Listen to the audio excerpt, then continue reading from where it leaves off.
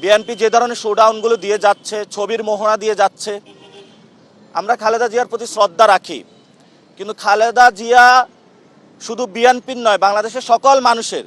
কিন্তু খালেদা জিয়াকে ব্যবহার করে কেউ যদি নির্বাচনী ফায়দা হাসিল করতে চায়, এটা বাংলাদেশে সঠিক না, এটা খালেদা জিয়ার প্রতি অসম্মান করা হয়। এবং জিয়াউর রহমান যে পথ দেখিয়েছেন সেই পথে আমাদের যাওয়া উচিত। বাংলাদেশ পুনর্গঠনে উনি 19 দফা দাবি দিয়েছিলেন, যে 19 দফা দাবিতে অর্থনৈতিক বৈষম্য দূর করে কিভাবে বাংলাদেশ গঠন করা যায় সেই কথাগুলো বলেছেন। কিন্তু আমরা আজকে যেটা দেখছি, দুঃখজনকভাবে খালেদা জিয়াকে ব্যবহার করে নির্বাচনী ফায়দা নেওয়ার চেষ্টা চলছে। আমরা এটার তীব্র নিন্দা জানাই এবং প্রতিবাদ জানাই। বাংলাদেশ বিবেকবান যারা রয়েছে তাদের কাছে প্রশ্নগুলো আমরা রেখে যাচ্ছি। তারেক রহমান যখন আসলেন, আমাদের অতি উৎসাহী কিছু বাহিনীর সদস্যরা তাকে প্রটোকল দেওয়ার চেষ্টা করলেন।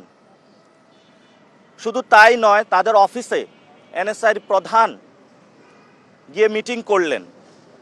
বিভিন্ন প্রশাসনের যারা কর্মকর্তা কর্মচারী রয়েছেন তারা অতি উৎসাহী হয়ে তাদের সাথে যোগাযোগ করলেন। এটা সরাসরি নির্বাচনী যে আচরণবিধি রয়েছে এটা লঙ্ঘন। এবং যে গণতন্ত্রকামী বাংলাদেশে মানুষ যুদ্ধ করেছিল, যে গণতন্ত্রের পক্ষে লড়াই করেছিল, সেই গণতন্ত্র থেকে একটি ফেসিজমের দিকে, একটি ফেসিস্ট কাঠামোর দিকে বাংলাদেশ চলমান হচ্ছে।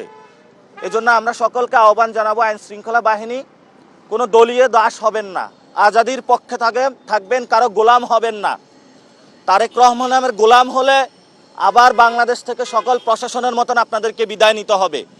এজন্য আপনারা যদি গোলাম হতে হয় জনগণের গোলাম হবেন, তাহলে জীবনের মুক্তি খুঁজে পাবেন।